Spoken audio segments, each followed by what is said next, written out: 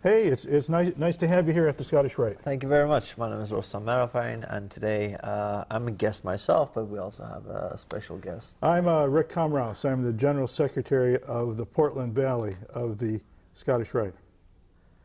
Pleasure to have you, sir. So, have you studied the Scottish Rite? Do you know anything about the Scottish Rite? I've, to some point and some degree, I've studied and done my little research about how the journey of which a man takes to become an enlightened being, ultimately. Enlightened being? Yes, sir. Yeah, cool. Well, the Scottish Rite is considered the University of Freemasonry, Yeah. and we pride ourselves in our studies. Yes, sir. And also the rituals we perform. We perform 29 degrees, which start after the Master Mason degree, and you'll find that all 29 degrees, in some form or the other, help to explain the first 3 degrees. Wow. Which you might scratch your head and say, well, why do you go to that trouble? Well, you'll find that the first 3 degrees, if you really study the first 3 degrees, everything you need is contained there. Okay. But our 29 degrees help to describe it more. Wow. It breaks it down and breaks it into much deeper detail. Okay. I myself have yet to earn my EA degree. Okay. Soon next month I'll be initiated in, and so I just cannot wait to start the journey. Well, I'm glad you've taken this journey. It's a fantastic trip, and you'll see as you go on. We really, the prime job of a Blue Lodge is to make a man a Master Mason. Yep. And so we're always happy in the Blue Lodge when a man decides to start his journey to become a Master Mason. And a lot of our candidates, once they become a Master Mason, they kind of think, well, this is it, my journey is over. Ah, that is not true. Your journey has just started. Just begun. There's so much more to know about being a Mason. Okay. And although I'm speaking on the side of the Scottish Rite, I must also mention we have the York Rite, which a candidate can go through after he has completed the first 3 degrees. And there's also the Shrine. And there's all kinds of auxiliary bodies in the Shrine. There's different appendant bodies. So if you want to help and work in the cause of Masonry, there's just no end to it. Yep. And a lot of members, like myself, we are involved in youth groups. Okay. I was the associate guardian of the Bethel in our lodge, and that's a young group for women, and it really is a fantastic group. So I don't want to stray too far off the topic here, but there's lots to do. So do you have any questions about becoming a Mason? Becoming a Mason. Well, Masonry is shrouded in secrecy, and you don't really get to know a lot of Masons. And what I have personally read off the internet, it really doesn't explain anything. It's just conspiracy theory upon conspiracy theory, and people assuming everything. Well, of course, you know, everything you read on the internet is true, right? Oh, of course, yes. But you'll find all kinds of information, all kinds of conflicting information. The secret of Freemasonry is we don't have any secrets. Wow. It's all out there. Okay.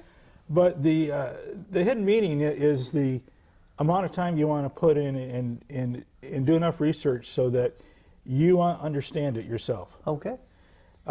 Freemasonry, although we really chart our roots back to the Grand Lodge of England, I think in 1717, it actually goes much further than that, because our studies go back hundreds of years before that. Yes, sir.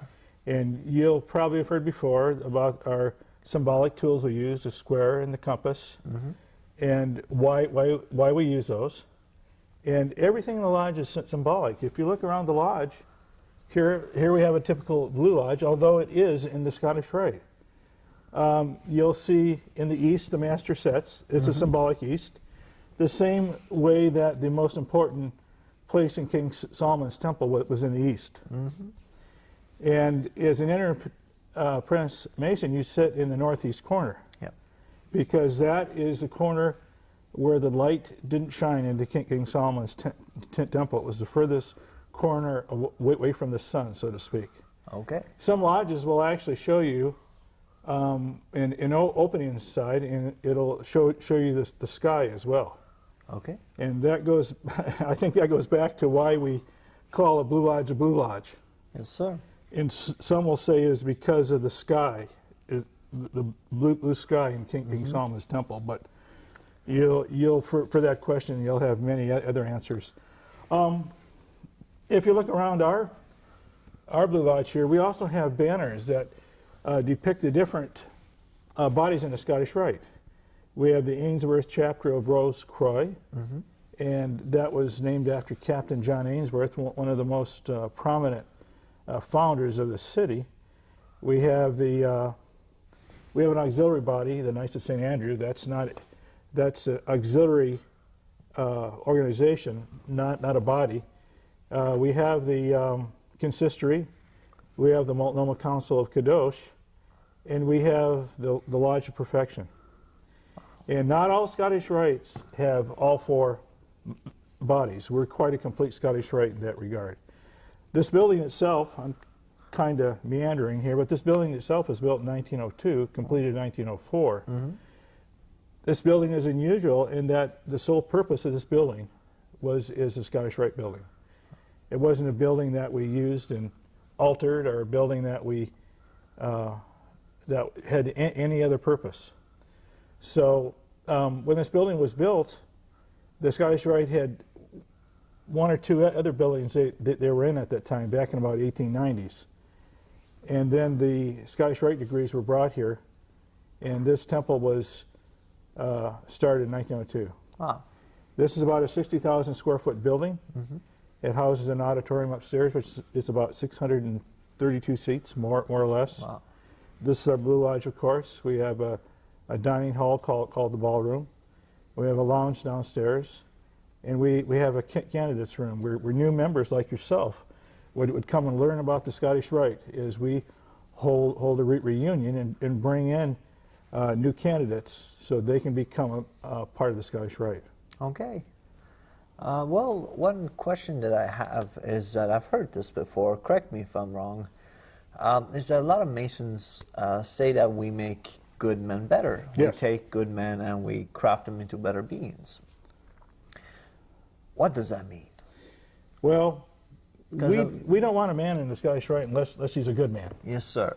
So it goes so far as to say we want a man to find his self, his spiritual self. Okay. We aren't interested in how much money you have or how famous you are. We're interested in you joining Masonry, and through fellowship and education, you will undoubtedly improve yourself. Okay. Did that answer your question? Yes, sir. Okay. Okay. So, you know, we're going to discuss the importance of King Solomon's Temple. And if you're a Scottish Rite, if you see any similarities or connections there, please do enlighten us. You know, a lot of people have asked me what is the significance of King Solomon's Temple. And I would like to start off by saying that in the ancient times, there were two places that were very holy. It was a mountain, and in the mountain, Which was Mount Moriah. Yes.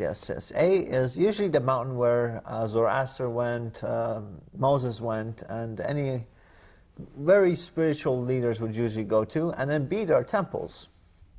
And if we look at a lot of fraternities in today's world, we'll see that most of them, or a lot of them, try to mimic King Solomon's Temple. Because in King Solomon's Temple, every corner, every stone was placed to represent an item, a philosophical idea, and a way of life.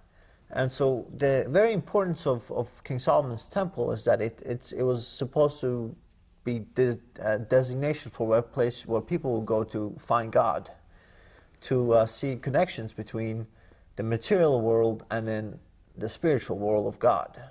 At the time that King Solomon's Temple was built, it was the most important building of its time, because it was the building that represented man's faith in God.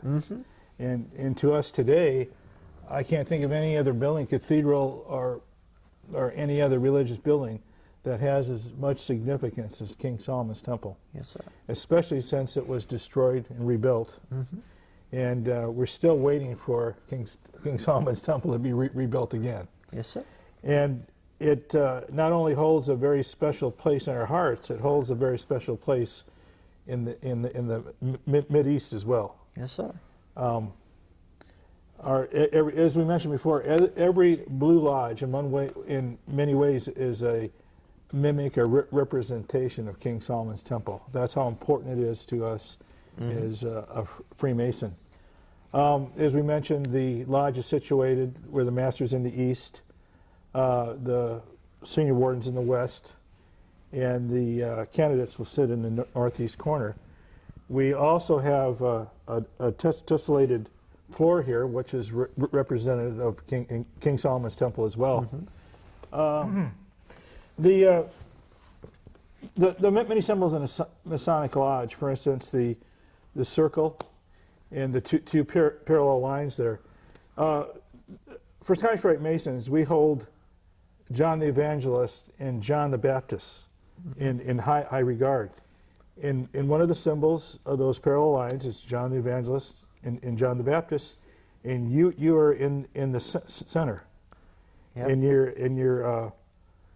In your world, you sit between those two meanings, kind of the beginning and the end, not truly the end. But the symbolic lodge, or the Masonic lodge, its calendar forms around St. John the Baptist Day. And the book on top is, guess what? The Bible. The Bible, okay. Right. And the circle also teaches us to circumscribe our passions. Okay. So, and of course, we have the Masonic square and compass, and you're probably aware of what G stands for. Geometry, Grand Architect, God. God, right. Yes, sir. It stands for many great things. Yes, sir. Yeah. Hey, it was really great to have you here. Yes, sir. And our building is open anytime. Stop by and we'll have a chat again. The pleasure is all. Thank you. Thank you.